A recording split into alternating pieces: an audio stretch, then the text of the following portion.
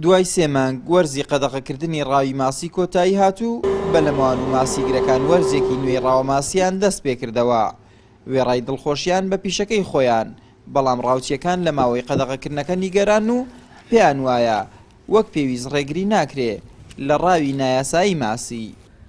لە 15 سێوە هەموو ساڵە لە ئێمەی مەمنوع دەکەن وەکە ڕاستەکە لە ئێمەی مەمنوع دەکەن قازانج و مەساڵحی ئێمەیە، بەڵام بڕوا بکەن ئەوەی کە لە مەمنوع هێدا دەژیرێ و ئەوەی کە لە مەمنوع هێدا دەکرێ قەت کە بە لەمەوان و ڕاوچیەکانی تێدا بن ئابۆ شێوەی ماسی ناژیرێ وەکە مەمنوع نەکرێ گەلێک باشترە بەهۆی ئەو مەمنوعەیەوە کە دەچێت گەرای دادنێت لە شوێنی کە گەرای دادنێ زەی پێ دەڵێن و لەوێ ماسیەکەی قەتڵ و حام دەکەن و بگرە بەوەی ڕاوە ناسێن کە تۆڕی دەنێنەوە، چونکە ماسی بە تۆڕی کەمتر خلاص دەبێ و دەچین کارەبای لێدەنە و کارەبایە ئەو ماسیە بێ لەوەی کە ماسیەکەی دەکوژێ و سڕی دەکات دەیهێنن لە ناو حوزەکانی دەکەن بە نایاسایی دەیفرۆشن و بگرە گەرای ماسیەکەش ئەوەی کە دایدەنێ ئەویش لە ناو دەبا.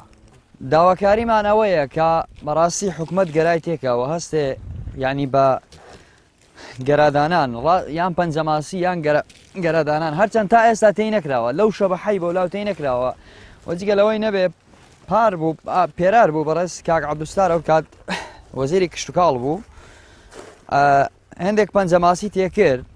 وتەبێژی پۆلیسی دارستان و ژینگەی ڕاپەڕینیش دەڵێت هەوڵەکانمان چڕتر کردوێتەوە و نزیکەی 90 هاوڵاتیش بە تۆمەتی ڕاوەی ماسی لە وەرزی زاوزەی ماسیدا دەستگیر کراون. زمانیم 3 مانگ و 4 ڕۆژەیە 88 کەس دەستگیر کراوە مەلەفی لێکۆڵنەوەی بۆ کراوە دراون بە دادگا بە تەواوی کەلوپەلەکانیانەوە.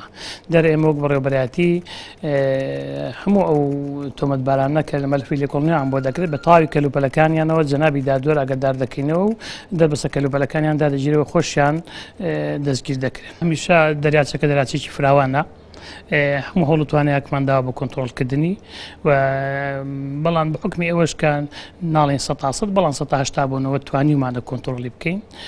قسەیش هەیە دەڵێ ڕێگا لە دەست ناگیرێ هەمیشە ئەو خەڵکانە شەر دەبن بڵێ ماسیەکیان چە ماسییان دەستکەوێت لە دەریاچەکە.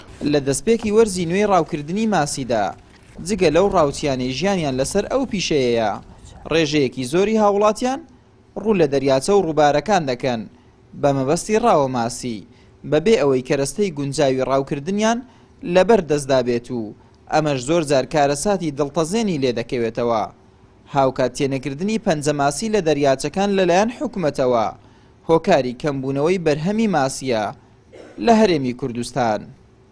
ئاراز ڕەسوول، کەناڵی ئاسمانی پەیام، دەریاچەی دووکان.